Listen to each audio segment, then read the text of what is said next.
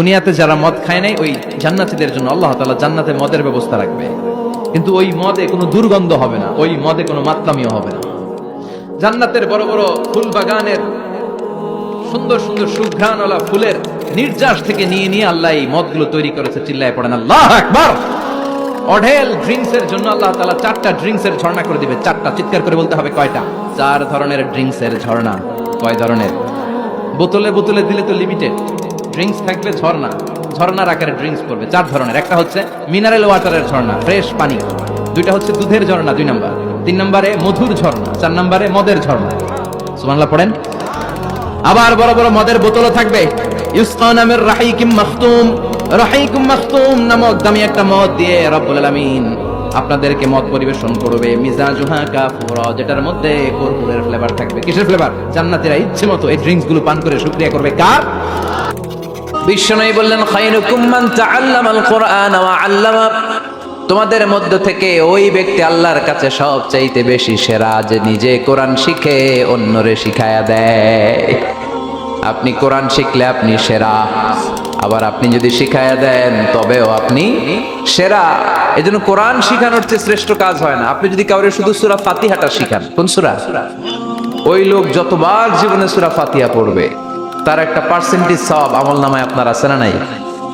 আবার ওই লোক যদি কাউরে এই সূরা ফাতিহাটা শিখায়, আবার যারে শিখালে এ যদি আবার আরেকজনরে শিখায়, এভাবে যতজনকে শিখাবে প্রত্যেকের সওয়াব থেকে একটা পার্সেন্টেজ সওয়াব আপনার আমলনামায় দিয়ে দিবে কে? এজন্য কোরআন শিখবো, শিখাবো, শিখবো, শিখাবো। যারা কোরআন জানি না, কোরআন জেনে মরবো। No excuse will be granted that day. সেদিন কোনো অজুহাত আল্লাহ গ্রহণ করবে না। সব পারো, কোরআন পারো না কেন? সবই তো পারো। হিন্দিতে কথা বলতে পারো, ইংরেজিতে কথা বলতে পারো, কোরআন পারলা না কেন? কোনো মাফ করবে আল্লাহ? না।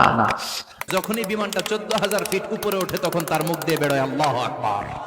কারণ সেও ভালো করে জানে এই 14,000 ফিট উপরে আমার আব্বা নাই, আমার আম্মা নাই, মাননীয় প্রধানমন্ত্রী নাই, পুলিশ নাই, র‍্যাব নাই।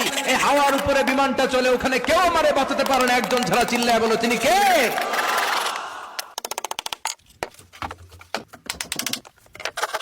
এই মজার কথা শোনো, মজার কথা, এদিকে থাকো। অনেক মা ছেলের প্রশ্ন করে, আমি তোরে এত কষ্ট করে লালন পালন করলাম আর বিয়ে করার পরে বউ তোর আপন হয়ে গেল। এরকম একটা কমন প্রশ্ন আছে না নাই? এক চালাক ছেলে মারে উত্তর দিছে, মা তুমি মা ডাক শোনার জন্য জীবনে কি কষ্টটাই না করছো।